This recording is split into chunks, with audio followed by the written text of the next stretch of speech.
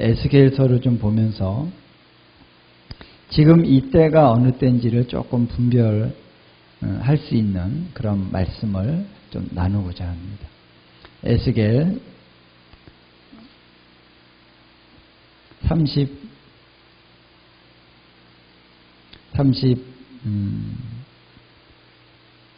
38장 보면요.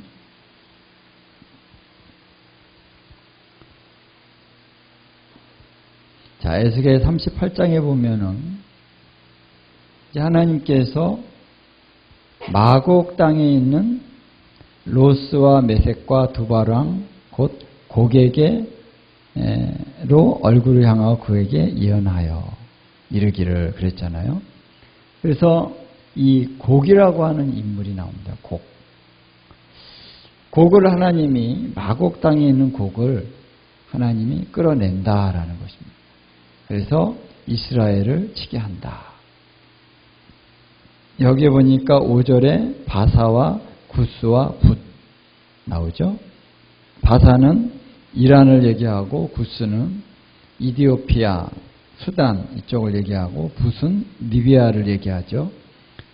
이제 고멜과 도갈마 여기가 어디냐라고 했을 때 이제 터키 위에 터키 내지는 터키 위에 그런 나라들을 얘기하는데 이 고멜은 지금 우크라이나와 굉장히 관련이 깊다라고 보는 분들이 많이 있어요. 그래서 이러한 이제 나라들이 러시아와 곡은 곧 러시아죠. 러시아의 왕입니다. 러시아의 지도자가 이들과 함께 연합해서 이제 군대를 이끌고 이스라엘로 쳐들어오게 된다. 이럴 때 하나님이 엄청난 기적과 역사를 통해서 그 군대를 완전히 섬멸하신다라고 하는 그런 내용이 쭉 나오는 거죠. 자, 그래서 이제 7달 동안 그 곡과 그의 무리들이 이스라엘 산에 와서 이렇게 쳐들어왔을 때 하나님의 역사가 일어나서 그들이 완전히 전멸이 된다는 것입니다. 그래서 전멸된 군대를 매장하는데 7달이 걸린다는 거예요. 7달. 에스겔 39장도 보면 나옵니다. 그래서 그 골짜기가 하몬곡 골짜기다 그랬어요. 하몬이라고 하는 것은 뭐냐면 많다, 무리들 이런 뜻이 있어요. 그러니까 곡의 무리들, 곡의 똘마니들, 똘마니 하기는 좀 너무 많으니까 곡의 무리들이라는 뜻이죠. 하몬곡이. 그러니까 곡의 무리들이 거기서 완전히 전멸한 골짜기다. 그래서 하몬곡이라고 이름을 붙이고 거기를 성읍도 하모나라고 하리라. 이렇게 이제 말을 하고 있습니다. 그래서 38장, 39장을 한번 쭉 읽어보면요. 여기에 엄청난 하나님의 역사가 나타나고 있습니다. 자, 여러분, 이 전쟁이 언제 일어날 것이냐? 사실은 굉장히 가까웠다라고 보는 것이죠. 국제 정세가 지금 돌아가는 것을 보면은 굉장히 가까웠다고 우리가 예상할 수 있습니다. 지금 러시아가 완전히 궁지에 몰렸죠. 우크라이나와 전쟁을 하면서 지금 여러 가지 어려움이 있습니다. 러시아도. 우크라이나는 물론이고 여기서 러시아는 우크라이나를 점령을 해야 돼요. 그러지 않으면은 러시아는 참 더 어려워집니다. 그래서 결사적으로 지금 싸우고 있죠. 우크라이나도 결사적으로 싸우고 있고 여기에 서방의 그런 나라들이 물자를 지원하면서 우크라이나를 지켜내려고 하고 그런 상황 가운데 있습니다. 어떻게 우리 상황이 전개될지 모르지만 어쨌든 러시아가 이 계기로 하여서 이제 다시 전쟁을 하는 나라로 이제 바뀐다는 것입니다. 그동안은 러시아가 아주 신사적인 그런 나라였죠. 예. 물론 약간씩 도발을 하긴 했지만 그런대로. 근데 이제는 러시아가 이제는 궁지에 몰렸고 어떻게 할 수가 없습니다.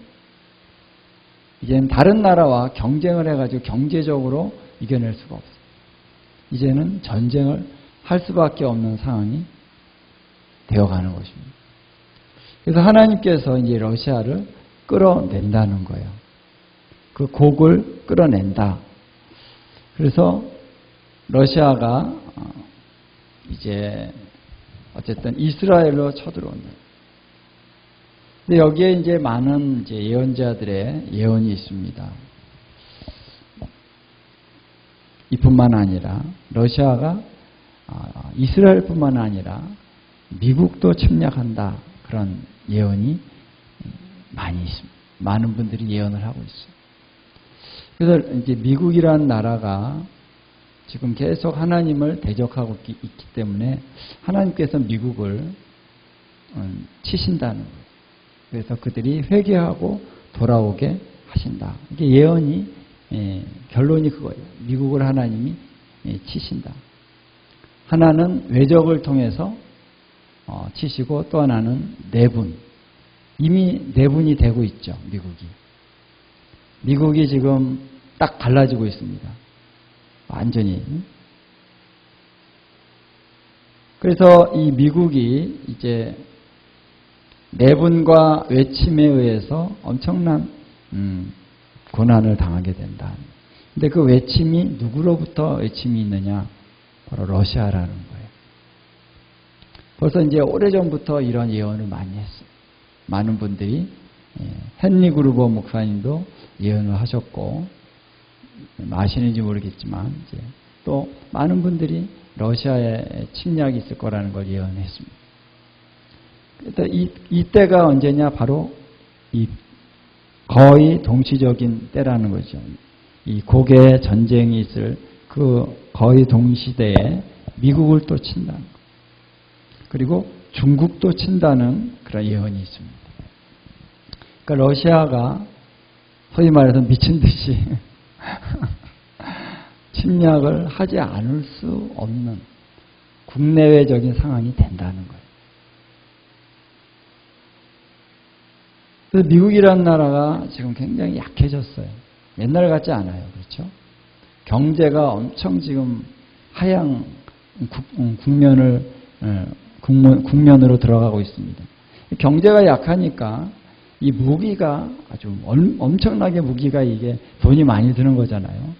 그러니까 옛날처럼 무기를 막 개발해가지고 칠 수가 없어요. 그러니까 지금도 이 러시아가 우크라이나를 치는데 미국이 옛날 같으면 너희들 하지마 딱 그러면 못하는 거거든요. 미국이 한번 딱 가서 뭐 하겠다 그러면. 근데 미국이 그렇게 할 수 없는 상황인 거지. 약해졌습니다. 미국이. 옛날 같지 않아요. 미국의 어떤 강대국으로서의 초강대국으로서의 지위가 이제 점점 약해지고 있다. 그러니까 여러 나라 중국이 막 이제 덤벼드는 거예요. 미국에게. 막 군비 증가하고 뭐 대만 친다 그러죠. 중국이 막 이제 막 기세등등하게 미국을 대항하고 있고 러시아가 대항하고 있고 이런 상황이라는 거죠. 이런 상황 속에서 하나님이 이제 최종적으로 이제 미국과 뭐 중국 또 여러 가지 이제 러시아가 일을 저지르고 그 다음에 이스라엘을 최종적으로 쳐들어오는 거예요. 그런데 여기서 하나님의 영광의 역사가 나타나서 그 군대가 완전히 전멸한다는 것입니다. 여기서 보면은 곡도 여기서 죽는다는 거예요. 자, 여기서 이제 이 전쟁이 어떤 의미가 있느냐라는 걸 조금 말씀을 나누기 원합니다. 이 전쟁이 에스겔서에 나타나면서 이것은 이스라엘과 아주 긴밀한 관계가 있다라는 거예요. 자, 여기서 보면은 이 고의 전쟁을 보면서 38장 16절을 한번 우리 같이 한번 읽어보겠습니다. 38장 16절 시작. 구름이 땅을 덮음같이 내 백성 이스라엘을 치러 오리라. 고가 끝날에 내가 너를 이끌어다가 내 땅을 치게 하리니 이는 내가 너로 말미암아 이방 사람의 눈앞에서 내 거룩함을 나타내어 그들이 다 나를 알게 하려 함이라. 자, 여기 보면 끝날 그러니까 이게 아마겟돈 전쟁이라고 사람들이 많이 생각을 할 수 있게 되는데, 이 원어로 보면은 마지막 날들입니다. 끝날이 아니에요. 단수가 아니라 뭐다? 복수다라는. 그러니까 마지막 날들이라는 건 뭡니까? 아직 마지막 그 디데이보다는 좀 전에 남아있는 그런 때를 얘기하는 거예요. 그래서 이 번역을 이렇게 끝날 그러니까 이거는 아마겟돈 전쟁 마지막 그 전쟁이다 이렇게 얘기하는데, 이게 그와 이것은 다릅니다. 달라요. 자, 근데 여기서 왜 이 전쟁을 하나님이 일으키느냐? 목적이 뭐냐? 그 중에 하나가 뭐냐면은, 자, 내가 너로 말미암아 이방 사람의 눈앞에서 내 거룩함을 나타내어 그들이 다 나를 알게 하려 함이라. 이방 사람들이 하나님을 알게 하는 게 목적이라는 거예요. 할렐루야. 그러니까 이 전쟁은 이제 우리가 지금 매스컴이 다 발달이 돼 있잖아요. 이스라엘에서 전쟁 나면은 다 알아요. 전 세계가 다 알 수가 있죠. 그렇죠? 그래서 이제 이스라엘에 어떤 일이 일어납니까? 이 엄청난 군대가 이스라엘 산들에 딱 가서 침입을 했는데, 정말 일시적으로 하나님의 강력한 역사가 나타나서 막 전염병과 여기 보니까 피와 폭우와 우박과 불과 유황 이런 것들로 확 그 군대를 완전히 전멸시킨다는 거예요. 이런 역사가 전 세계에 알려질 거 아닙니까? 그러면 전 세계의 사람들이 어떤 반응을 보일까요? 깜짝 놀라죠. 다 쫄았어 이제. 이스라엘 죽겠네. 이스라엘 완전히 이 강대국이 막 이란이니 무슨 뭐 우리 러시아니 다 왔는데 이제는 이스라엘 끝났어 그랬는데, 와, 놀라운 반전이 이루어졌단 말이에요. 얼마나, 제가 한번 상상을 해보십시오. 이게 지금 이 시대에 일어난다. 성경 뭐 말씀만이 아니라, 와, 놀라운 일이 일어나는 것이죠. 그래서 세계 사람들이 이스라엘을 볼 때, 지금 이스라엘 뭐 어떻게 봅니까? 다 이화하기도 하고 선하라고 아무것도 아니라 그러고, 어떤 사람은 굉장히 미워하면서 이스라엘을 쓸어버려야 된다고 그러고 막 이런 어떤 분위기가 팽배하거든요. 모든 언론들이 이스라엘을 다 안티적으로 지금 기사를 써주고 있는 이 시대라는 거예요, 지금. 그런데 와, 이스라엘이 이 전쟁에서 승리한다는 거예요. 와, 그것도 엄청난 그런 능력이 나타나고 역사가 나타나면서, 와, 이스라엘의 하나님 살아계시나 보네, 이렇게 생각할 수 있을 정도로 엄청난 기적과 함께 이스라엘이 승리한다. 자, 이 모든 일을 통해서 하나님은 뭘 말씀하시기 원하시냐면은, 자, 이 36장부터 쭉 하나님이 뭐라고 말씀하시냐면, 너희가 이스라엘이 하나님을 거역함으로 이들이 열방에 흩어졌잖아요. 이 열방에 흩어짐으로 말미암아 하나님의 이름, 나의 이름이 더럽혀졌다라는 거예요. 그래서 내가 더럽혀진 나의 이름 때문에 너희를 다시 고토로 돌아오게 하리라. 할렐루야. 계속 그 말을 하시는 거예요. 나의 이름 때문에, 나의 이름 때문에, 나의 거룩한 이름 때문에. 그래서 이방 사람들에게 하나님이 나의 거룩한 이름이 그들에게 알려지기를 원하는데, 그 거룩한 이름의 뜻이 뭐냐면은 여호와 곧 이스라엘의 거룩한 자. 자, 39장 7절을 한번 읽어보도록 하겠습니다. 시작. 내가 내 거룩한 이름을 내 백성 이스라엘 가운데 알게 하여 다시는 내 거룩한 이름을 더럽히지 아니하게 하리니 내가 여호와 곧 이스라엘의 거룩한 자인 줄을 민족들이 알리라 하라. 이 민족들이라는 것은 이제 열방이라는 뜻이에요. 이방. 고위라 그러죠. 이방 민족들이 내가 여호와 곧 이스라엘의 거룩한 자인 줄을 알리라. 할렐루야. 이러면서 전 세계 가운데 놀라운 어떤 변화들이 일어나고 어떤 파장들이 일어나게 된다는 것입니다. 그래서 이스라엘을 깔봤던 사람들이 와, 이스라엘. 와, 하나님이 이스라엘의 하나님이시네.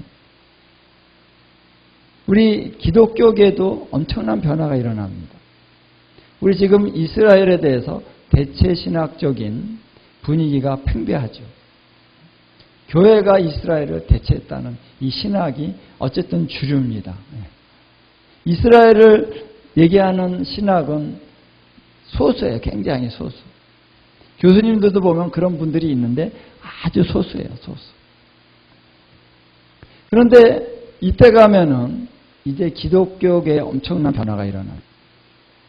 와, 하나님이, 우리가 믿는 그 하나님이 이스라엘의 거룩한 자이시구나. 할렐루야. 그래서 하나님은 이스라엘의 하나님이라고 저희를 하나님 원한다. 그래서 하나님이 이스라엘 하나님이시다라는 것과 그냥 이스라엘은 뭐 별로 중요시 여기지 않은 그냥 하나님, 그냥 전능하신 하나님이라고 하는 것과는 굉장한 차이가 있어요. 우리도 하나님 믿죠. 대체신학적인 그런 사람들도 하나님을 믿습니다. 그런데 이 성경의 많은 부분들을 사실 안 믿는 거예요. 성경의 많은 부분들을 이렇게 약화시켰습니다. 이스라엘의 하나님을 인정하지 않기 시작하면 어떤 일이 일어나냐면 성경을 자꾸 왜곡합니다. 예수님의 재림도 자꾸 왜곡돼요.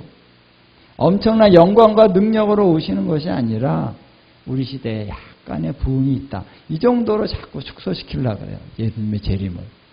그리고 자꾸 우리가 하늘로 올라가서 이제 끝이다. 우리는 이 땅은 불태워지고 하늘로 올라간다. 이 땅에 대한 것은 얘기를 안 하려고 그래요. 성경에 뭐 천년의 통치 이런 것들은 다 상징이다. 왜 그렇게 얘기합니까? 왜냐하면 이스라엘을 교회가 대체했기 때문에 거기에 맞춰서 성경을 해석하다 보니까 천년 동안 통치도 상징이다. 이렇게 얘기를 다 해버리는 거예요. 근데 이런데 변화가 일어난다.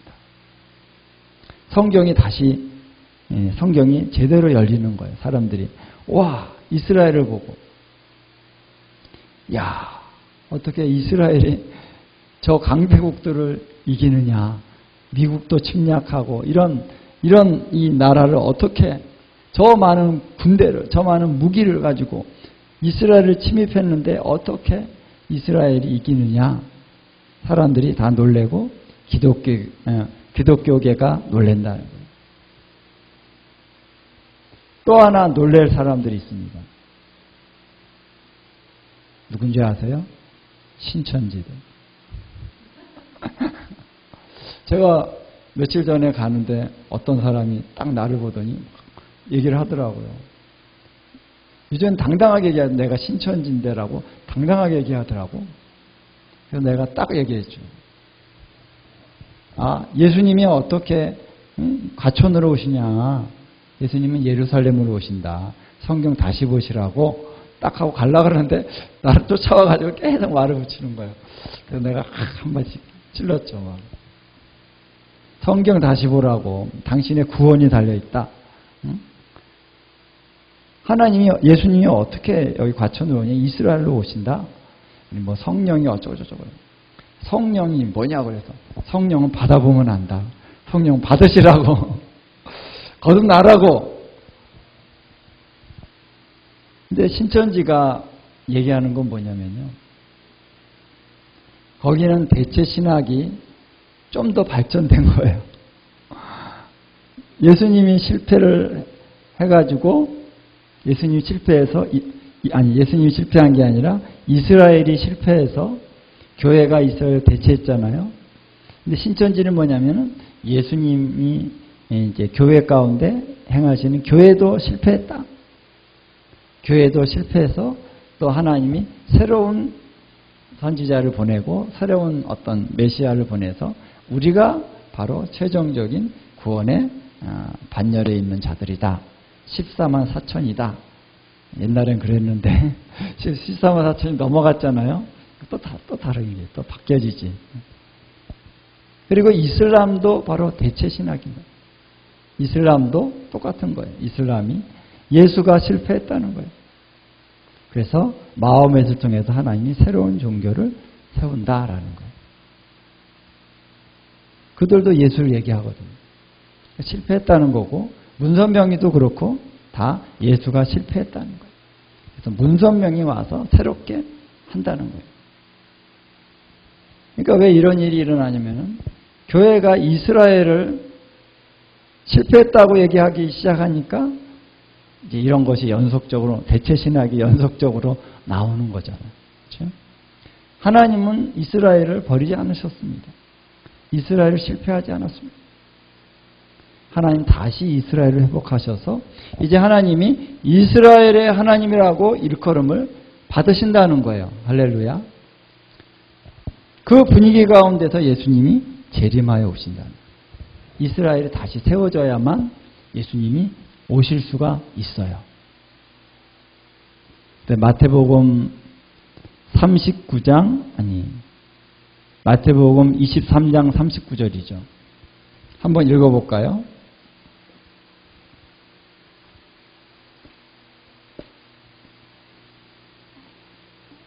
(23장 39절) 우리가 잘 아는 말씀일 수도 있고요. 우리는 한참 이 말씀을 많이 선포했었는데, 자, 23장 39절 함께 읽도록 하겠습니다. 시작. 내가 너희에게 이르노니 이제부터 너희는 찬송하리로다. 주의 이름으로 오시는 이여 할 때까지 나를 보지 못하리라 하시니라. 이 반대로 얘기한다면은 너희가 찬송하리로다 주의 이름으로 오시는 이여 할 때에 너희가 나를 보리라. 그렇죠? 이제 이스라엘이 예수님을 맞이할 때가 옵니다.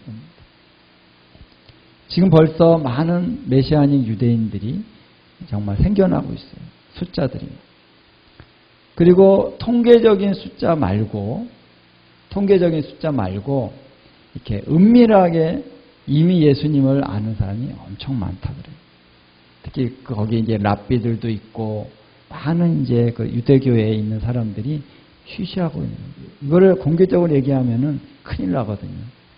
근데 다 만났어. 예수님이 방문도 해주시고 또 신약 성경을 이렇게 전도자들이 많이 주거든요. 그럼 이거 읽어본단 말이에요. 이거 읽으면서 와, 이사야 53장 그가 찔림은 그가 상함은 우리의 죄악과 허물이 인함. 이 말씀을 쭉 보면서 이거는 구약의 말씀인데 이건 완전히 예수와에 대한 얘기거든요. 그렇잖아요. 십자가에 좀 거기서 이렇게 사람들이 막 변화가 돼요. 그래서 지금 메시아닉 유대인들, 예수님을 믿는 유대인들이 몇 명인지 정확하게 우리가 몰라요. 근데 지금 엄청나게 이스라엘 땅에 가서 지금 전도가 폭발적으로 일어나고 있습니다.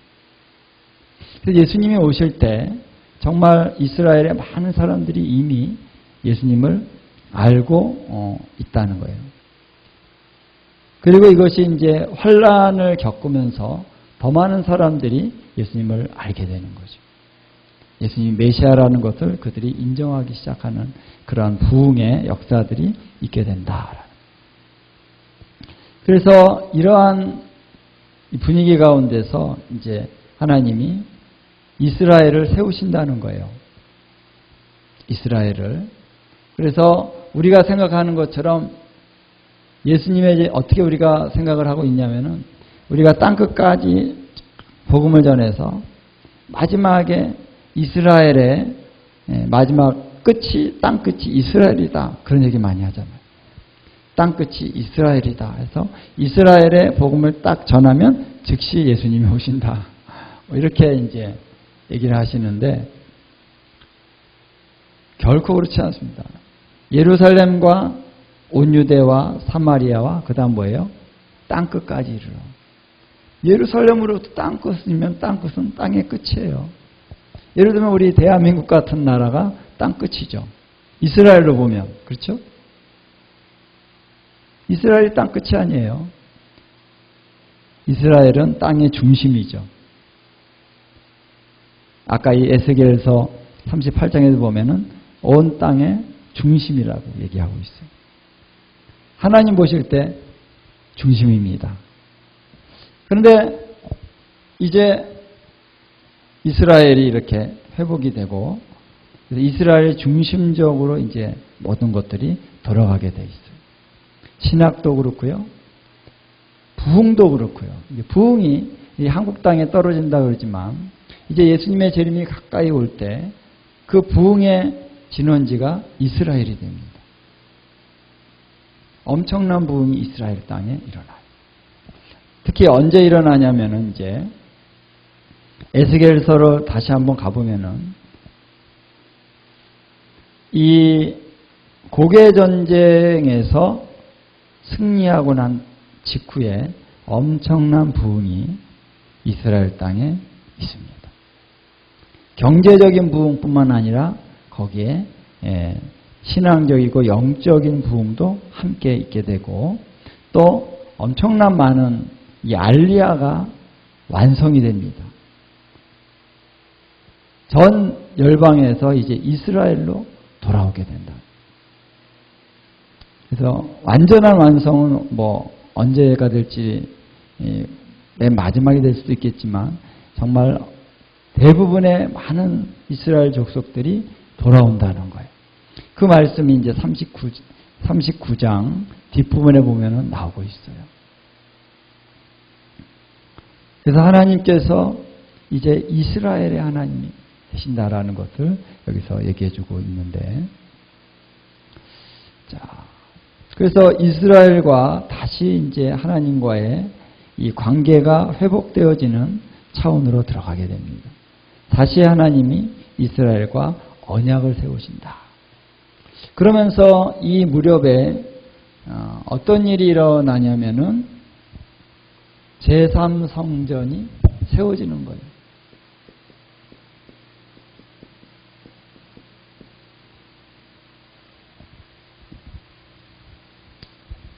그래서 고개 전쟁이 있고 난 다음에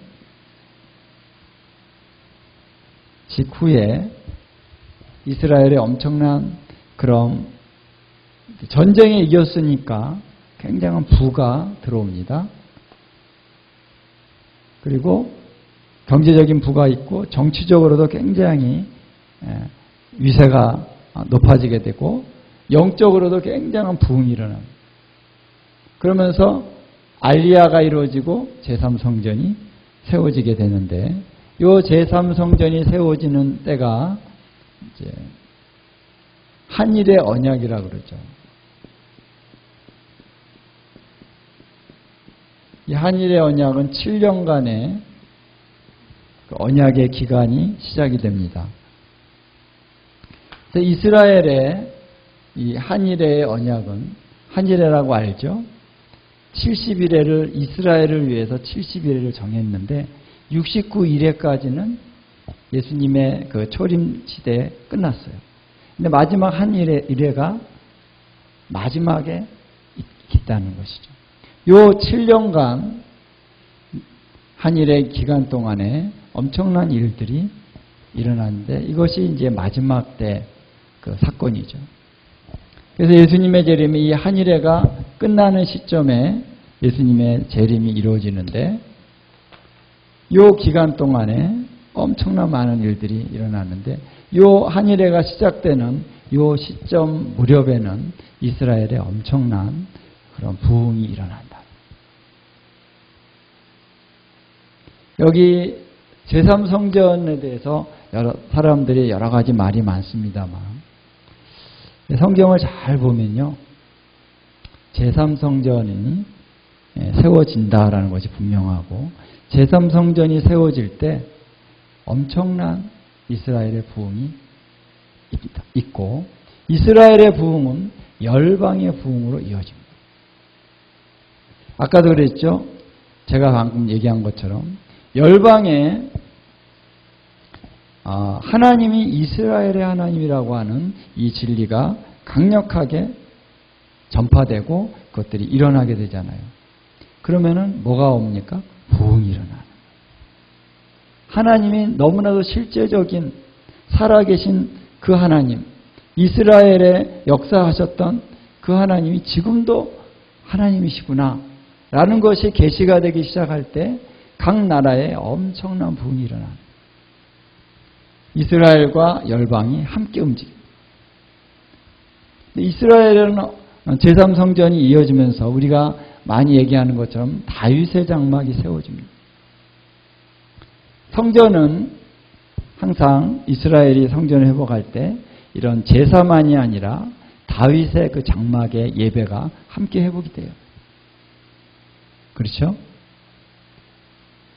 그래서 여기서 이 엄청난 예루살렘에서 예배가 드려지기 시작합니다. 다윗의 장막의 예배가. 할렐루야. 이럴 때에 하나님 저에게 그런 걸 딱 살짝 보여주시는 것 같더라고요. 뭐냐면은 이 유대인들 중에 아까 제가 얘기한 것처럼 많은 메시아닌 유대인들이 이제 있지만 메시아닌 유대인이라고 아닌 것 같은 사람들 중에서도 예수님을 아는 사람들이 많다. 그래서 그들이 이제 예배를 드릴 때 예수아란 말은 안 쓰지만 그들이 하나님을 찬양하고 경배할 때 이미 거듭나서 성령 안에서 예배를 드리는 거예요. 할렐루야. 우리 예배 사역에 대해서 많이 가르치고 기도의 집에 대해서 얘기하는 누구죠? 이자카임이라고 있어요. 이자카임이라고 혹시 아시는지 모르겠는데 이제 유대인입니다.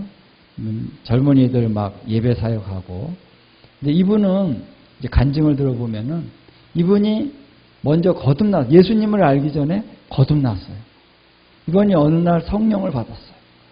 그래서 하나님과 막 교통하고 하나님이 막 음성을 들려주시고 하나님 말씀을 하시는 거예요. 그래서 성령 안에서 이렇게 다니는데 이렇게 보니까 어느 날 이제 예수 믿는 사람들이 있단 말이에요. 그래서 주님이 먼저 성령을 주시고 그 다음에 예수님을 알게 하시고 믿게 하셨어요. 아, 저분이 바로 메시아구나 알아본 거예요.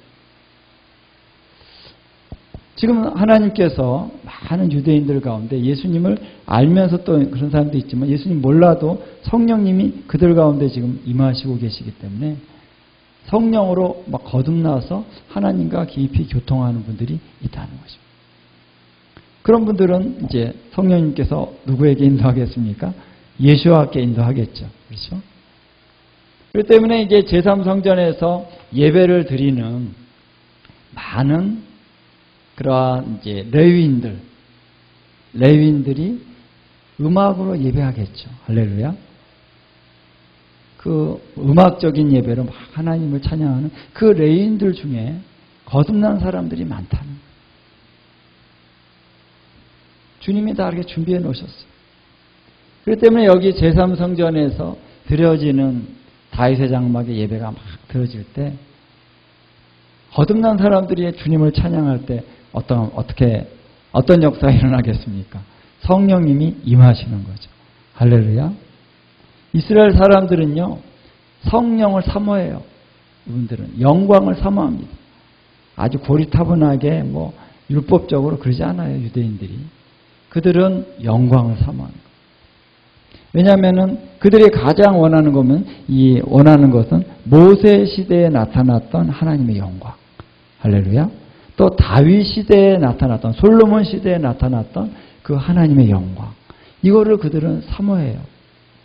이스라엘은 그냥 율법만 지키고 그런 게 아니에요. 고리타분하고 그러지 않습니다. 유대인들이 이 영광을 사모하는. 근데 영광의 영 성령님께서 나타나셨단 말이에요. 성령을 받았단 말이에요. 와, 이런 역사들이 그들에게 일어난다. 그래서 이제 제3성전에 엄청난 그런 어떤 예배가 드려지고 하나님의 그 영광이 임하기 시작한다. 그러면서 이스라엘이 부흥하면은 전 세계가 영향을 받습니다. 역사적으로 예를 들어보면은 우리나라가 이제 1907년도에 평양 부흥이 있었죠. 웨일즈 부흥은 1903년도인가 그래요. 2년도인가 3년도. 그리고 아주사 부흥은 1906년. 그렇죠? 그러니까 요 무렵에 1900년도 20세기 초에 엄청난 부흥이 일어났잖아요. 전 세계적으로. 그런데 우연이라고 하기에는 너무나도 우연치 않은 바로 직전에 19세기 말에 어떤 운동이 일어났냐면요. 시오니즘이 일어났습니다. 시오니즘을 너무 막 이렇게 어떤 분들은 잘못 얘기하는 사람들이 있어요. 시오니즘이 너무 세계를 제패하려고 하는 이스라엘 사람들의 어떤 그런 괴계다 이런 식의 어떤 얘기를 하는데 그게 아니라 시오니즘 뭐냐면은 너무나도 이제 다른 나라에서 너무 고통을 받은 유대인들이 이제는 우리가 우리 고토로 돌아가는 것뿐이 희망이 없다. 그래서 우리가 고토로 돌아가자. 그 운동이 시오니즘이거든요. 그 운동이 일어나면서 19세기 말에 1890 몇 년도인가 그래요. 시오니즘 운동이 저기 스위스인가 거기에서 대회가 일어났습니다.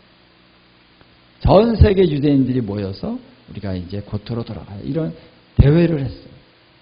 그 대회를 하고 나서 바로 얼마 안 있다가 전 세계에 부흥이 일어나는 거예요. 할렐루야.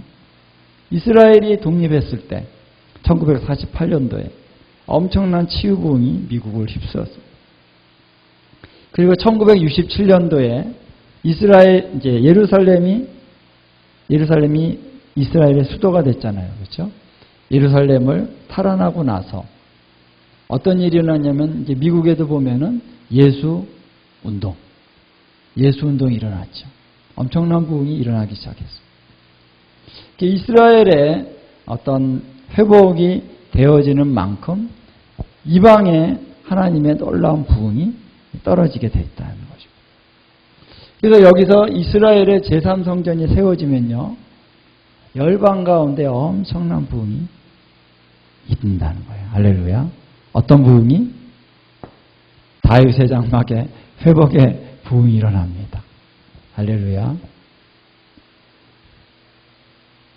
그래서 이 일이 이제 일어난다는 거 주님이 딱 저에게 말씀해 주시더라고요. 제3성전이 세워진다는 게 보통 일이 아니구나. 너무 우리 이제 신학적인 입장에서 이게 뭐가 어쩌고 막 너무 얘기를 많이 하는데 이 제3성전이 세워져야만 이스라엘의 회복이 온전하게 되는 거예요. 이스라엘이 지금 이제 독립은 했고 나라가 있지만은 이스라엘이 아직은 완전한 모습이 아니에요. 이스라엘의 정체성의 가장 중요한 것은 뭡니까? 성전이 세워져야 되는 거예요. 성전에서 하나님을 예배하고 제사하는 나라가 이스라엘이거든요. 그래서 제3성전이 세워질 때 이제 이스라엘의 회복이 온전케 되어졌다라고 말을 하고 이때부터 이스라엘의 타임으로 들어가는 거예요. 한 일에. 남은 한 일에로 들어가는 거예요. 이것과 이것이 바로 연결이 되는 것입니다. 지금은 이스라엘이 저 땅에 있고 이스라엘 나라라고 부르지만 아직은 전 단계인 거예요. 그래서 이제 이스라엘이 성전을 세워지면서 이제 비로소 이제 한 일회로 들어가면서 이제 이때부터 엄청난 일들이 일어나기 시작하다가 이 한일회의 절반에 한일회가 있으면 절반에 이제 멸망에 가증한 것을 성전에 세우는 일이 발생하고 그래서 큰 환란, 대환란으로 들어가는 것입니다. 그래서 3년 반 동안 이것이 진행되면서 이 마무리 시점에 예수님이 재림하게 되시고 이 중간에 일어나는 많은 사건들이 바로 계시록에 나와 있는 사건들인 거죠. 그래서 이스라엘과 이 마지막 때는 뗄래야 뗄 수가 없는 것입니다. 그래서 이러한 일들이 엄청 많이 일어나게 되는데, 자, 그래서 이스라엘 중심성으로 들어간다는 것입니다. 이스라엘 중심성으로, 원래 이스라엘 중심적으로 하나님이 움직이셨죠. 그렇죠? 다시 이스라엘 중심적으로 다시 가는 거예요.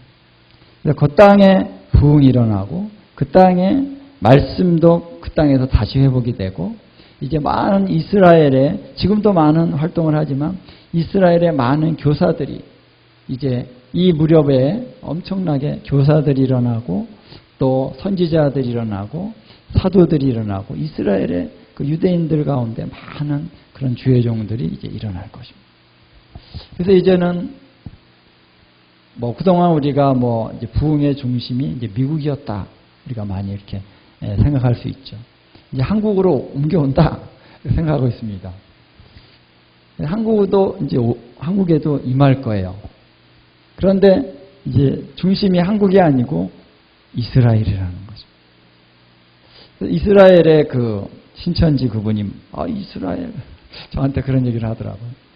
이스라엘 뭐 지금 뭐 예수 믿는 사람도 없고 막 그 나라가 어떻게 뭐 14만 4천이 그 나라 그 유대인들이라 그러니까 뭐 아니라고 지금 엄청 많은 사람들 예수님 믿고 변화되고 있다고 수많은 그러니까 깜짝 놀라더라고요.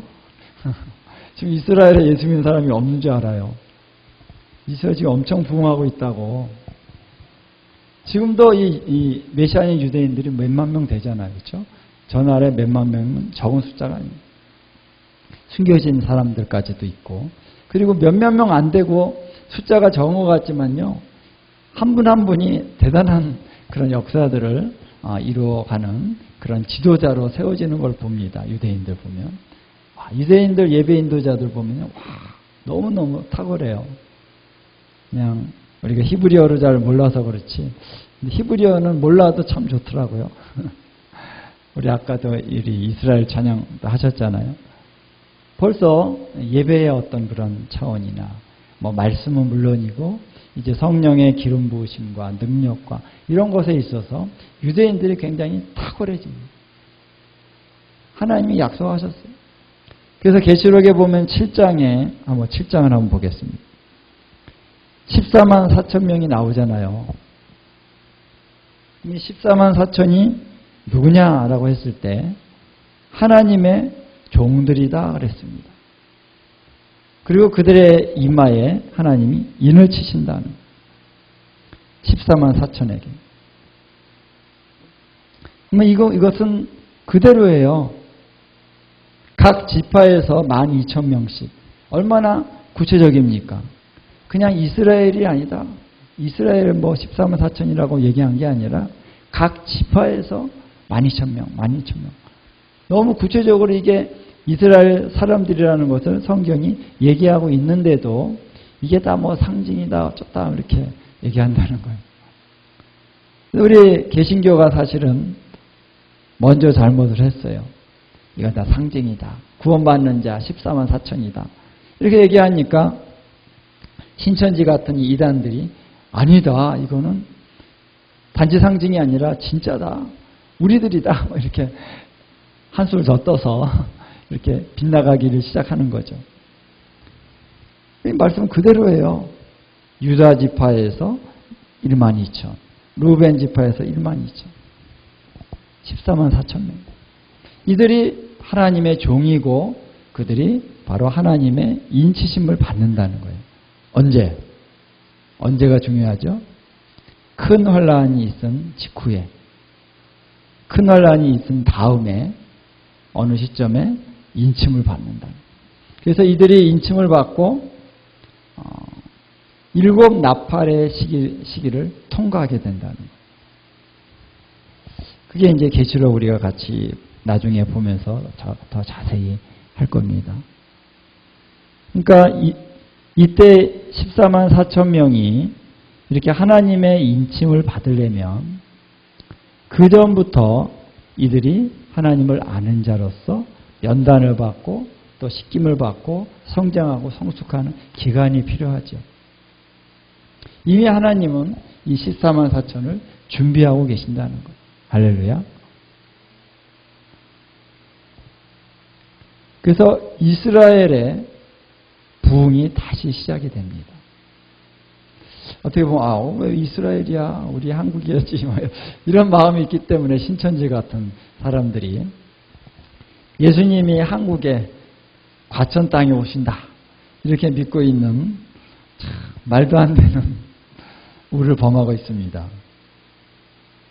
우리가 잘났고 못 났고가 아니라 하나님이 이스라엘을 택하셨거든요. 그 이스라엘의 부흥에 대한 얘기가 이제 이 14만 4천에 대한 얘기다라는 거예요. 이스라엘의 부흥이 일어나서 이들을 하나님이 연단하시고 훈련하시고 이끌어 가셔서 어느 시점에 그들에게 이마에 인을 치신다는 거예요. 할렐루야. 이 말씀 그대로입니다. 그대로 보면 돼요. 그대로 알면 이해하면 되는데 이거를 자꾸 우리가 다르게 해석을 하다 보니까 이상한 이단이 나오기 시작했다. 근데 하나님이 다시 이 말씀이 맞다라고 하는 것을 이제 우리에게 밝히 보여주시는 시대에 가까이 왔다는 거죠. 언제부터? 고개전쟁에서 승리하는 때부터 하나님이 이제 이스라엘을 열방 가운데 세우신다. 그리고 하나님이 이제는 이스라엘의 하나님이라고 하는 기독교의 하나님이 아니라 크리스찬의 하나님이 아니라 이스라엘의 하나님이시다라고 하는 이렇게 명칭이 바뀌어진다는 거예요. 지금 우리가 그동안 우리 하나님이 기독교의 하나님으로 더 많이 알려졌잖아요. 그렇죠? 기독교 예수님은 바로 기독교의 신인 거죠. 안 믿는 사람들이 보기에. 근데 이제는 더 이상 그렇지 않아요.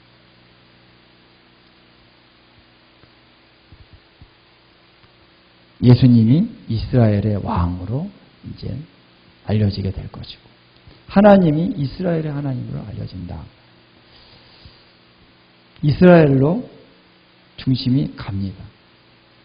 그걸 너무 질투하지 마시고 그거는 하나님이 이스라엘을 택하셨기 때문에 그런 거예요. 우리가 정렬이라 그러죠. 이스라엘의 그 정체성을 우리가 그대로 인정하고 이스라엘을 축복하면 우리에게 축복이 오는 것입니다. 이스라엘을 저주하면 하나님도 우리를 저주하십니다. 왜? 그게 하나님의 질서예요. 그 질서 가운데 우리가 들어가면 모든 것이 다 축복이 됩니다. 모든 것이 다 열리고 1차적으로 성경이 열리고요. 성경이 열린 만큼 하나님의 은혜가 열리고 하나님의 부가 오고 모든 것이 질서 가운데 형통하게 되는 것입니다. 근데 이스라엘을 적대시하기 시작하면 저주가 우리 가운데 오는 것입니다. 그래서 이제 그러한 회복의 역사가 이제 하나님이 이 회복의 역사를 이루신다는 거예요. 자, 오늘 우리가 이 시점에 우리가 살고 있어요. 이제 고개 전쟁이 언제쯤 일어날 것이냐. 그리 멀지 않은 것 같다는 거죠. 그렇죠?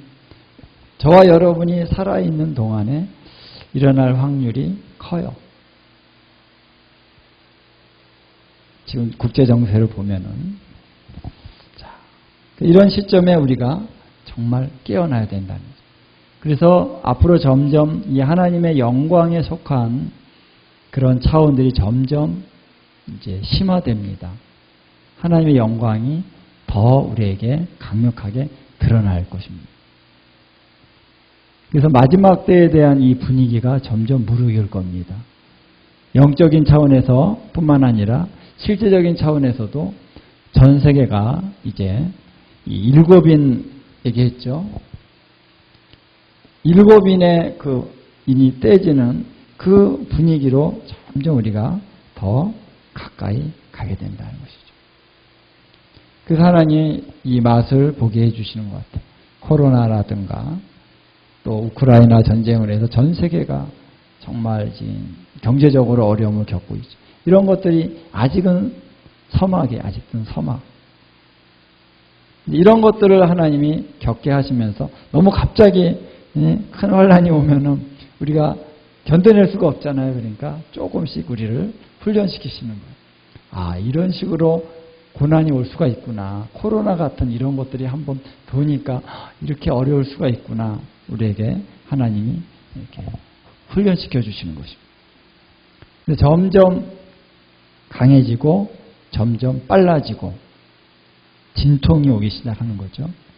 이런 일들이 점점 가까이 올 것이다 하는 것입니다.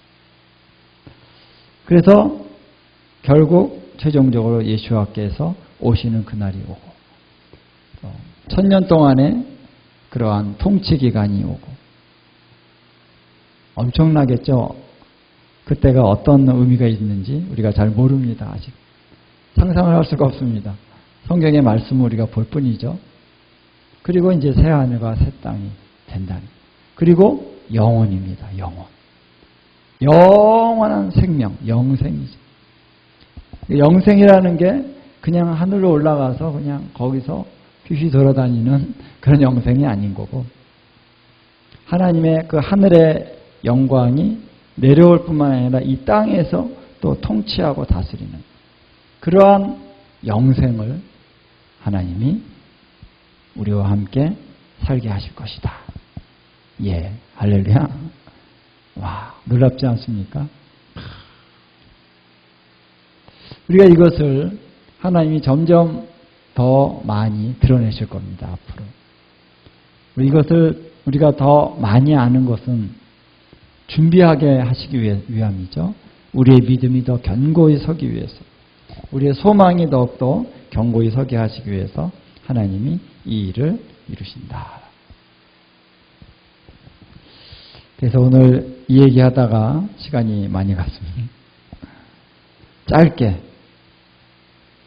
서문화교의 말씀을 짧게 보고 마치도록 하겠습니다. 또 오늘 서문화교의 말씀을 보니까요, 8절에 보니까 처음이며 마지막이요 죽었다가 다시 살아나시니 이렇게 나와요. 부활을 얘기하는 것입니다. 부활. 여러분, 부활에 대한 믿음이 없으면은 환난을 이겨낼 수가 없죠. 힘들죠. 그래서 이 서문화교회가 얼마나 많은 환난을 당했냐. 여기 보면은 자칭 유대인들이라고 하는 자들이 있는데 그들이 막 비방을 했다는 거죠. 비방을. 실상은 유대인이 아니요 사탄의 회당이다. 이 회당이라는 말은 시나고고. 유대인들도 회당이 있거든요. 유대인들 회당이 시나고고예요. 그래서 이제 보이는 건물만의 어떤 의미가 아니라 이런 우리로 말하면은 이러한 교단 이런 의미가 있죠. 사탄의 무리들, 사탄의 교회, 사탄의 회당입니다. 그러니까 유대인들이라고 하는 자칭 유대인들이 있었는데 이들은 사탄의 무리들이다라는 거예요. 이 당시에 이러한 어떤 세력들이 많이 있어서 교회를 막 어렵게 하고 비방을 하고, 바울도 엄청나게 비방했던 사람들이 이런 자칭 유대인들이 많거든요. 그래서 이방인들 중에서 유대인이 됐다 이런 사람들이 사실 바울을 많이 핍박했어요. 순수 유대인들보다도 이방인들 중에서 이제 유대인이 됐다 하는 사람들이 있거든요. 자칭 유대인들. 그런 자들이 바울과 이런 사람들 많이 핍박을 했죠. 근데 이러한 핍박이 지금도 우리 가운데 있다는 거예요. 자기네들이 선택받은 자라고 하는 신천지 같은 여호와 증인, 신천지, 하나님의 교회, 이런 이단이 지금 어마어마하게 급성장하고 있더라고요. 네? 하나님의 교회도 뭐 건물들이 막 속속 올라가고요. 신천지는 이제 막 대놓고 전도를 하는데, 와, 지금 신도수가 엄청 많이 늘었어요. 얘네들이 엄청나게 지금 일어나고 있는 이런 시기랑 이게 비슷한 얘기죠. 이런 고난을 받는데 이제 너희가 10일 동안 환난을 받으리니 내가 죽도록 충성하라. 이 죽도록 충성하라는 말은 내가 죽기까지 신실해라는 거예요. faithful, 신실함을 지켜라. 이게 뭡니까? 믿음을 지키라는 거죠. 그래서 예수님이 예수님 이런 말씀이 있죠. 너희가 사람들 앞에서 나를 시인하면 나도 너희를 시인할 것이고, 너희가 사람들 앞에서 나를 부인하면은 내가 하나님과 천사들 앞에서 너희들을 부인하리라. 여러분, 이것은 굉장히 주님이 말씀하신 엄미하신 말씀이에요. 우리가 신앙 고백을 사람들 앞에서 정말 하는 것은 때로는 목숨이 왔다 갔다 할 수 있다는 거죠. 그럼에도 불구하고 우리가 예수님을 부인할 것이냐 시인할 것이냐, 이거는 굉장히 중요한 문제. 많은 사람들이 예수님 핍박을 당할 때 예수님 부인하고 뒤에 가서 회개하고 예수님 다시 믿으면 되는 거 아니야? 그럴까요? 예수님은 그러셨어요. 너희가 부인하면 나도 너희를 부인하리라.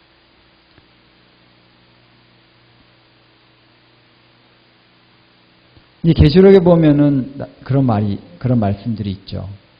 이제 마지막 그때에 짐승의 표를 받고 짐승에게 절하고 짐승의 수 짐승의 표와 짐승의 수 이렇게 나옵니다.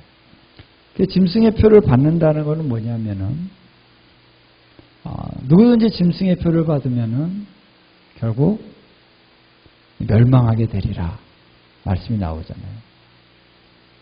짐승의 표를 받는다는 것은 바로 배교하는 것입니다.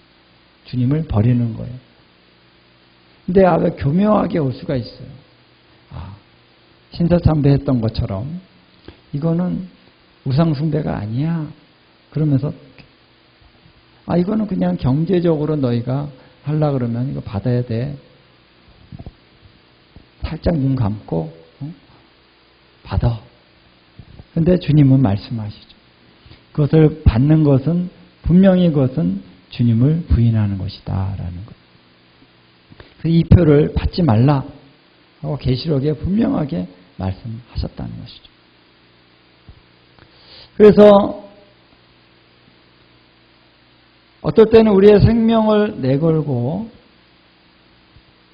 죽기까지 주님을 인정해야 되는 그런 환난의 차원이 있다는 것이죠. 그때도 우리가 예수님을 부인하지 않을 수 있는가?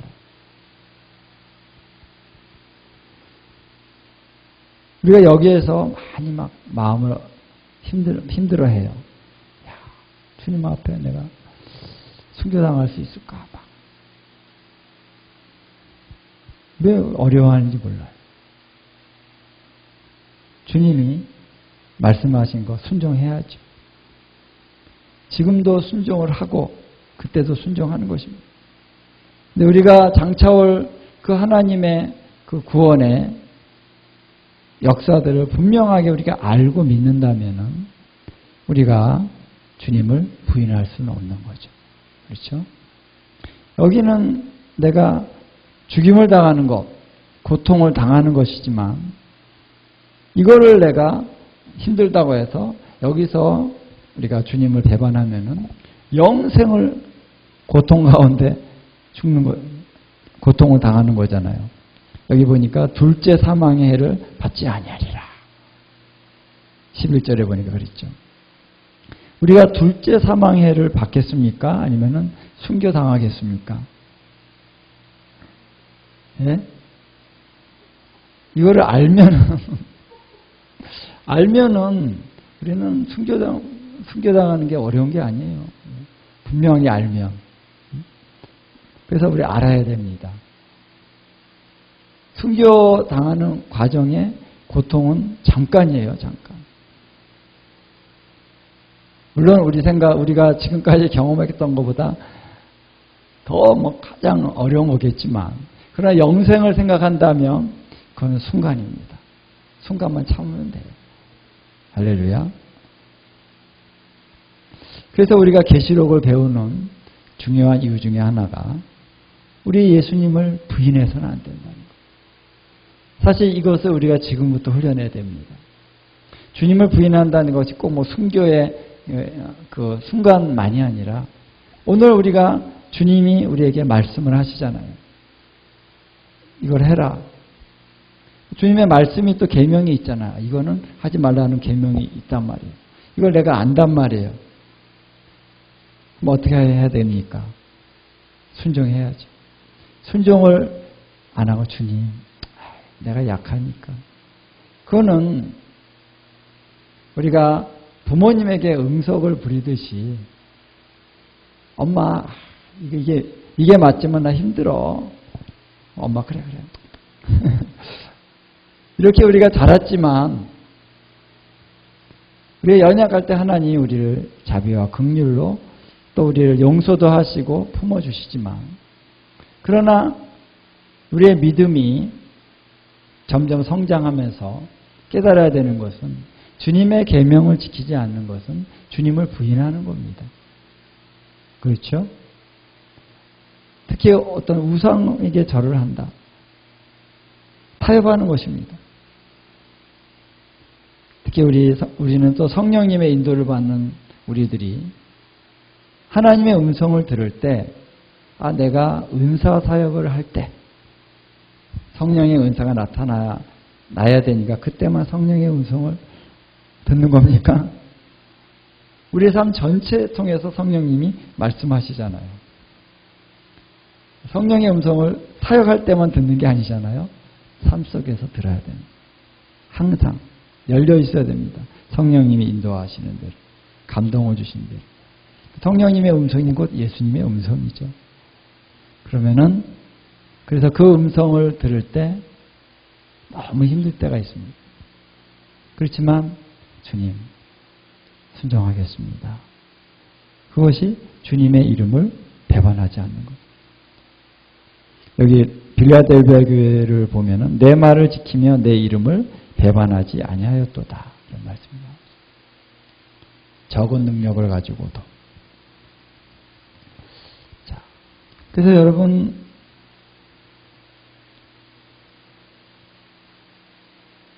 우리가 주님을 믿는다는 것은 주님께 순종한다는 거예요.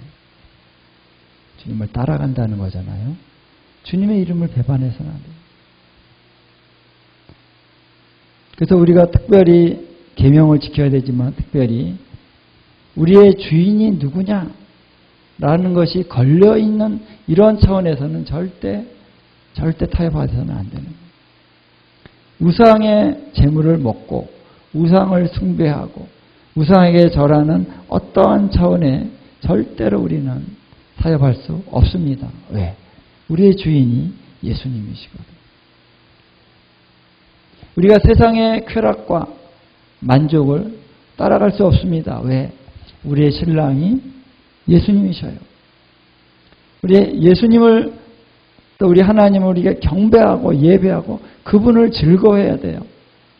세상을 즐거워하는 것은 주님을 배반하는 것이 될 수가 있습니다.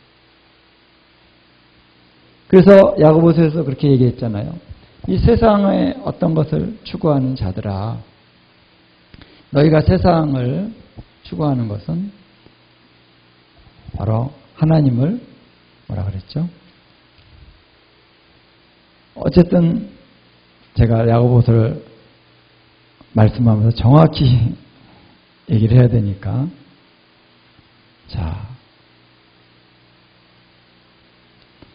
자, 세상과 벗된 것이 하나님과 원수됨을 알지 못하느냐.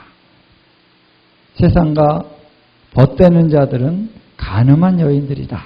이렇게 말하고 있습니다.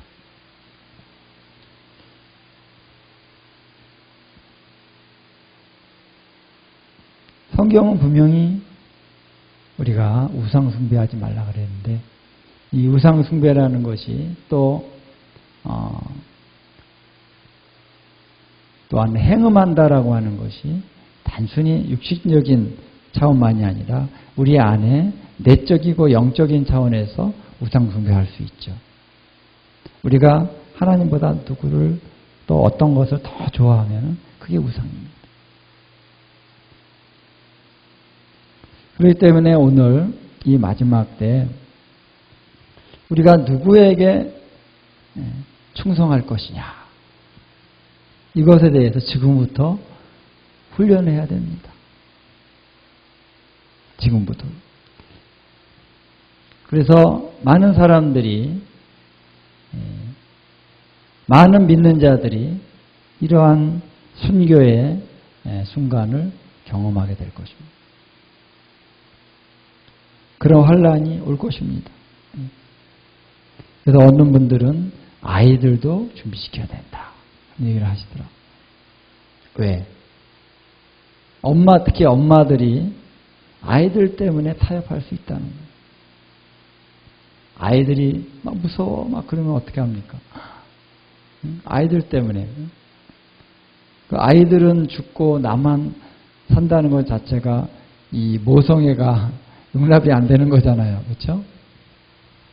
모성애를 넘어서서 아이들도 준비시켜야 된다. 얘들아, 너희가 순교를 당할 때 고통은 잠시이지만 너희가 주님 앞에 구원받으면 영원한 영생을 얻는다. 알았지? 그래서 절대 예수님을 부인해서는 안 된다. 이걸 아이들에게 가르쳐야 돼. 그래서 이제 이집트나 이런 데서는 막 테러가 많이 일어나잖아요. IS가. 그래서 이제 성도들이 훈련을 시키는데 어떤 훈련을 시키냐면은 절대 부인하면 안 되는 것은 이제 물론이고, 그 다음에 그 사람들을 꼭 용서해야 된다. 너를 죽이는 사람 용서해야 된다. 이걸 가르쳐요. 왜? 우리가 그 사람 미워할 수 있거든. 그러면은 이게 또 시험에 들 수 있거든요. 그러니까 그 사람들은 불쌍한 사람들이다. 용서해야 된다. 이걸 가르친대요. 그래서 이제 그런 에피소드가 있는데, 이집트에서 어느 이제 그 버스에 이제 괴한이 딱 들어서 총을 딱 겨누면서 딱 때려. 그 다음에 한 사람씩 딱 묻는 거예요. 너 알라에게, 너 알라를 너의 신으로 모실 거냐? 안 그러면 팡. 아니다 그러면 팡. 그러고 이제 가는데 어떤 아이가 나는 알라를 믿을 수 없습니다. 난 예수님 믿어요. 그리고 당신을 용서합니다. 엄마가 하라는 대로 가는 그대로 해서 당신을 용서합니다. 이 말에 이 괴한이 그 순간 갑자기 그냥 딱 몸이 굳어졌어요. 그래가지고 그 말을 듣고 나서 그냥 뛰쳐나가 버렸어요. 다른 사람들은 다 살은 거예요. 할렐루야. 그래서 이러한 순교는 지금 중동 지역이나 이런 데서 아주 실제적이에요. 특히 이집트의 그 콥틱 교도들이 많이 순교를 당했어요. 그리고 IS가 중동에서 특히 이제 이라크 북쪽이잖아요. 그쪽에 많은 크리스찬들이 있어요. 아시리안 크리스찬이라거든요. 그 아시리안 크리스찬들이 이제 옛날에 에스더와 모르드게가 그쪽 이란 이쪽에 있었잖아요. 그러니까 이쪽 사람들 중에 그 크리스찬들이 꽤 많이 있었어요. 무슬림만 있는 게 아니었고, 근데 그 사람들이 막 순교당했잖아요. 이 IS들이 가면서 막 죽이고 막 그랬어요. 그때 엄청난 많은 사람들이 순교를 당했습니다. 지금도 그래서 많은 사람들이 순교를 당하고 있어요. 그런데 이제 이 마지막 때 이 적그리스도가 전 세계적으로 영향을 미치는 그때는 수많은 사람들이 이제 순교를 당하게 되는 것이죠. 뭐 기독교 국가였다라고 하는 그런 나라에서도 엄청나게 많은 사람들이 이제 순교를 당할 것입니다. 우리가 그때도 믿음으로 예수님을 인정할 수 있느냐? 그래서 오늘 우리가 계시록을 가르치는 중요한 이유 중에 하나는요, 우리의 소망이 분명하다는 것을, 너무나도 분명하다라는 것을 우리가 증거하기 위해서 우리가 마지막 때를 배우는 것입니다. 할렐루야. 장차올 영광이 너무나도 분명하고 너무나도 자세하게 성경에 나와 있다. 그러므로 이 서문화교에 말씀하신 것처럼 너희가 환난을 받을 것이다. 그러나 죽기까지 신실하게 충성해라. 그리하면 내가 생명의 관을 내게 주리라. 할렐루야. 생명의 관을 우리가 받는 것입니다. 영생을 얻는 것입니다. 영생. 할렐루야. 부활입니다. 부활. 이 부활에 이르기 위해서 하나님이 오늘 우리를 이끌어 가시는데, 저는 이것을 순교당하지 않았으면 좋겠는데 여러 가지 생각을 우리가 하겠죠. 근데 하나님이 이러한 마음을 주시더라고요. 한 사람 한 사람이 주님의 부활에 이르는 그 시점까지 가는 그 길이, 영생을, 완전한 영생의 길로 가는 다 길이 있다는 것입니다. 하나님의 인도하심이 있다는 것. 하나님, 내가 이 모양 이 꼴인데 내가 열심히 주님을 잘 믿지 않아서 내가 이렇게 어려운가요? 이렇게 가난한가요? 이런 질문도 합니다. 주님이 No. 네가 지금 가난하고 지금 굉장히 연약해져 있고 굉장히 실패감 가운데 있지만 이 길이 내가 너를 이끌어가는 길, 넌 제대로 왔다. 이렇게 말씀하시더라고요. 제대로 온 거야. 네가 실수해서 이 길로 온 게 아니야. 내가 너를 이 길로 인도했다. 아, 그렇군요. 그러면 내가 지금 인도받는 그 길 안에서 고난도 있고 좋은 일도 있을 수 있고 여러 가지 일들이 있을 것입니다. 내가 이 가는 길에 주님이 통과하게 하시는 고난이 있다는 거예요. 근데 그 고난도 축복이요. 그 고난 자체가 바로 나를 영원한 생명, 부활의 길로 인도하기 위한 하나님의 어떻게 보면은 축복이라는 것입니다. 선물이라는 것입니다. 그 고난을 통해서 하나님이 나를 연단하시고 단련하시고 가게 하시는 거예요. 그렇게 본다면은 우리가 하나님 앞에, 하나님, 나는 순교 안 당하게 해주세요, 이렇게 기도할 필요가 전혀 없다는 거예요. 할렐루야. 하나님이 지금까지 나의 모든 길을 인도하셨어요. 고난이 있었고 어려움이 있었고 막 눈물을 흘리면서 막 어려운 그런 마음을 토로할 때도 있었고 여러 가지 관계의 어려움이 있었고 건강의 어려움이 있었고 많은 일들이 있었죠. 이걸 하나님이 전혀 모르고 있다가 내가 믿음을 안 지키니까 갑자기 이렇게 어려워지고, 그게 절대 아니라는 것입니다. 하나님이 우리의 모든 삶을 다 주관해서 우리를 이끌어가고 계신다. 할렐루야. 그래서 부족함이 없도록 여호와는 나의 목자십니다.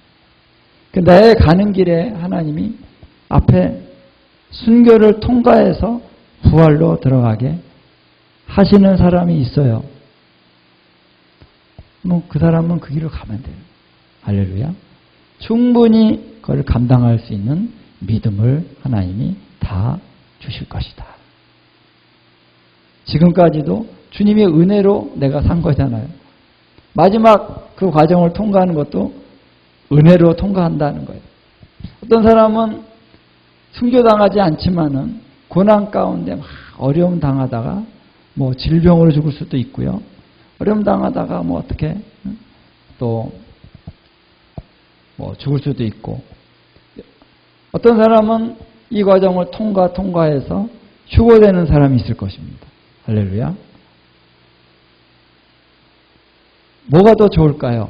휴거되는 게 좋은가요? 아니면 순교당하는 게 더 좋은가요? 아니면 가다가 객사하는 게 더 좋은가요? 그거는 뭐가 좋다라고 말할 수 없어요. 성경에 제가 자세히 봤어요. 휴거되는 사람이 제일 좋다. 그런 말씀에 단서가 있는 구절이 하나도 없습니다. 하나님이 정하신 뜻대로 어떤 사람은 휴거돼요. 어떤 사람은 미리 죽어요. 어떤 사람은 목배임을 당해요.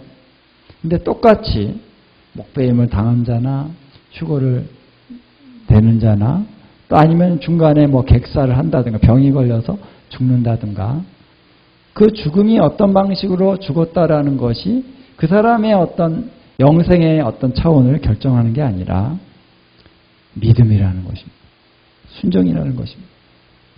그래서 어떤 방식으로 마지막 이 데드라인을 통과해서 부활에 들어가든지, 우리가 하나님을 믿는 믿음 안에서 온전함으로 선 모든 사람들은 하나님의 영광 가운데로 들어간다. 나에게 주시는 분량이 있고 나에게 예비하신 길이 있다는 것입니다. 할렐루야. 그러니까 지금 현재 우리가 당하는 모든 것에 대해서 우리가 감사함으로 우리의 관점을 바꿔서 이 하나님의 어려움을 당하는 것도 하나님의 축복이구나.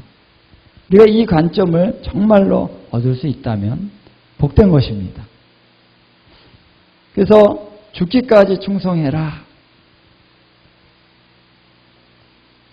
하나님이 뭐 우리를 예수님 믿으면 좀 잘되게 해주시지 왜 죽기까지 충성하라 그러시나? 근데 이게 하나님의 사랑의 말씀이라는 거예요. 사랑의 말씀. 우리가 부활이 없다면 이런 말씀들이 다 너무 힘든 거죠. 근데 부활이 있다는 거예요. 이기는 자는 둘째 사망의 해를 받지 않는다. 이것이 부활이라는 것이죠. 부활이 있다. 그래서 오늘 제가 이제 마지막 때에 대한 얘기들을 좀 자세히 얘기를 했습니다. 이러한 일들이 쭉 이제 진행이 되어가면서 실질적으로 우리의 개인적인 삶 속에서도 여러 가지 일들이 일어나게 될 것입니다. 우리 한국에도 부흥이 있다 그러지만 부흥만 있는 것이 아니라 여러 가지 어려운 일들이 또 앞으로 계속 들이닥칠 거예요. 코로나보다 더 어려운 일들이 일어날 수 있습니다.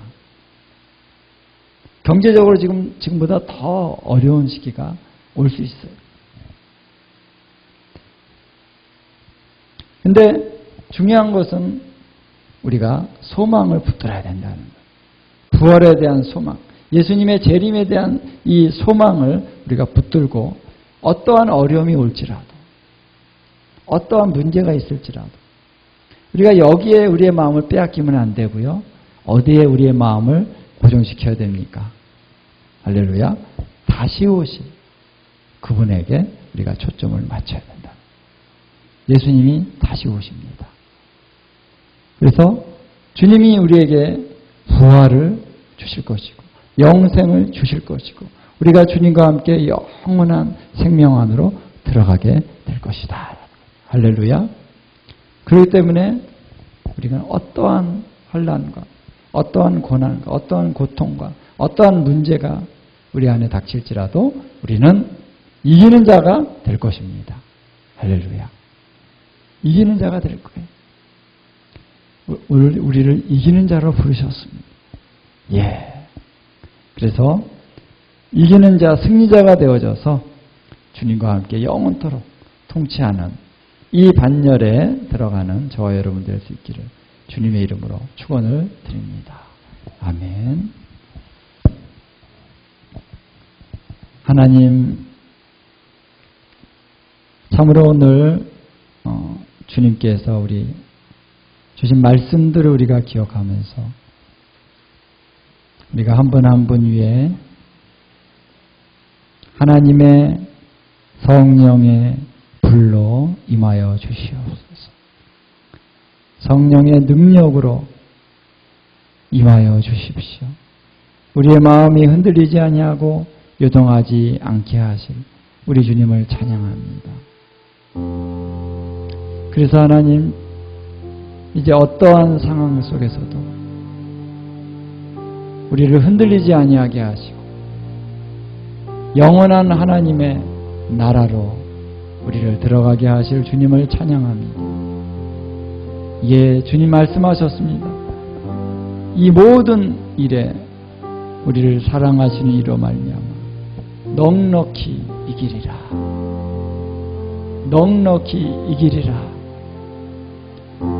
그래서 오늘 하나님, 우리가 우리의 능력이나 우리의 신실함 자체 때문이 아니라 우리 하나님이 우리로 신실함을 지키게 주실 것이며 우리 안에서 역사하시는 이는 하나님이시니 우리 안에서 분명한 확신 가운데 하나님 우리로 승리자가 되게 하실 것을 믿습니다. 예, 할렐루야. 할렐루야. 예.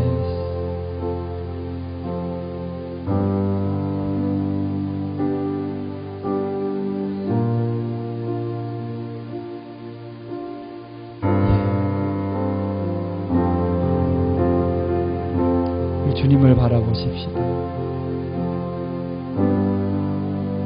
다시 오실 영광의 왕, 그분은 이스라엘의 하나님이십니다. 이스라엘의 왕이십니다.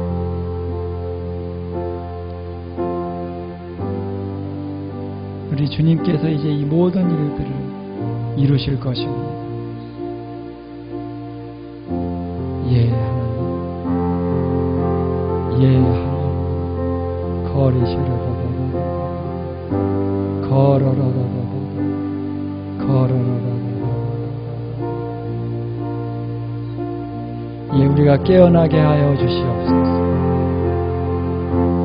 깨어나게 하여 주시옵소서.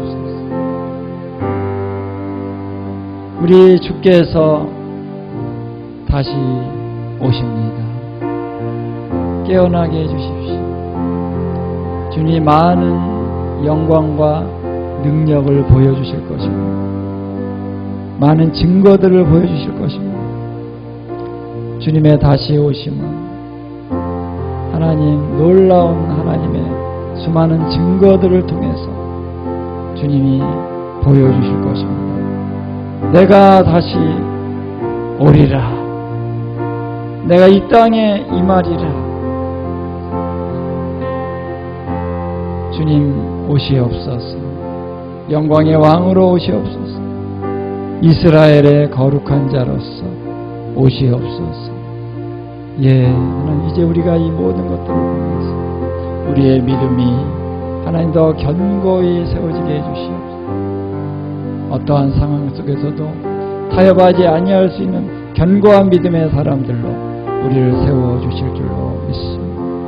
예, 우리의 가족들을 준비시키게 하여 주십시오.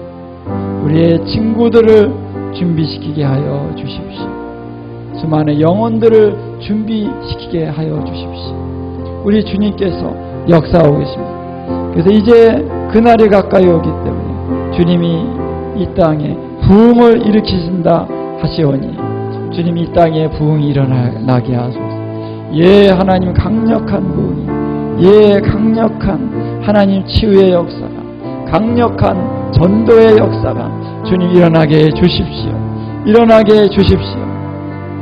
초자연적인 믿음이 임하여서 하나님 다시 오실 이스라엘의 거룩하신 그분을 믿는 믿음으로 하나님 어떠한 죽음의 위협도 두려워하지 아니할 수 있는 그러한 믿음의 사람들을 하나님 세워주십시오. 예, 하나님. 그래서 하나님 놀라운 부흥이 이 땅을 강타하고 예, 열방으로 또한 이 부흥의 역사가 하나님 번져가게 해주시고 이스라엘이 준비되어지고 이스라엘에 하나님의 놀라운 성령의 부으심이 나타나서 예, 하나님 이스라엘 통해서 또한 놀라운 일을 이루실 우리 주님을 찬양합니다. 예, 하나님. 예, 이 놀라운 일들 주님의 이름으로 이루어 주십시오. 이제 하나님 마지막 때 한 일회에 일어날 많은 사건들을 위하여 주님이 이제도 역사하고 계신 줄 믿습니다. 이스라엘 백성들을 이제 열방에서 돌아오게 하시고 그들을 통해서 또한 하는 성전을 세우게 하시고 예, 이제 한 일의 언약으로 들어가게 하시는 우리 하나님을 찬양합니다. 예, 하나님 놀라운 일들을 이루실 우리 주님을 찬양합니다. 예, 주님 오시옵소서. 오시옵소서. 오늘 우리가 바람과 파도를 바라보면서 하나님 우리가 빠져 들어가는 자들이 되지 않게 주시옵시고 무리를 걸어서 오시는 그 예수 그리스도를 보게 해주시기 원합니다. 예수님만 보게 하여 주십시오. 예수님만 보게 해주십시오. 예수님만 바라보게 해주십시오. 그 무리를 걸어오시고 바람과 파도와 이 모든 대자연을 정복하시고 통치하고 다스리시는 만왕의 왕 되신 예수만을 보게 해주십시오. 예, 할렐루야. 전능하신 하나님 그분만을 보게 해주시기를 원합니다. 예, 오늘 우리가 빠져들어가지 아니할 것입니다. 우리 주님과 함께 걷게 될 것입니다. 주님과 함께 다니게 될 것입니다. 우리를 주님의 그 영광의 수준으로 이끌어 올리길 원하시는 주님, 우리가 영광에서 영광으로 들어가게 해주십시오. 할렐루야, 할렐루야. 우리가 장차올 영광을 바라보게 해주십시오. 예, 그래서 오늘 이 땅에 하나님 지금 이 현재의 고난에 우리가 침몰되지 아니하게 하여 주시옵소서. 예, 장차올 그 영광으로 들어가게 해주십시오. 들어가게 해주십시오. 그 영광 위에 견고히 서게 하여 주시옵소서. 예, 하나님 감사합니다. 주님 축복합니다. 주님 저희들의 심령들을 다시 새롭게 하여 주시옵시오. 예, 온전한 믿음 안에 견고히 서서 예, 주님의 능력 안에 믿음으로 그 물 위를 정복하여 걸어가는 하나님의 존귀한 종들로 우리를 세워주십시오. 아멘. 이를 이루실 우리 주님의 이름을 찬양드립니다. 예수님의 귀하신 그 이름으로 기도합니다.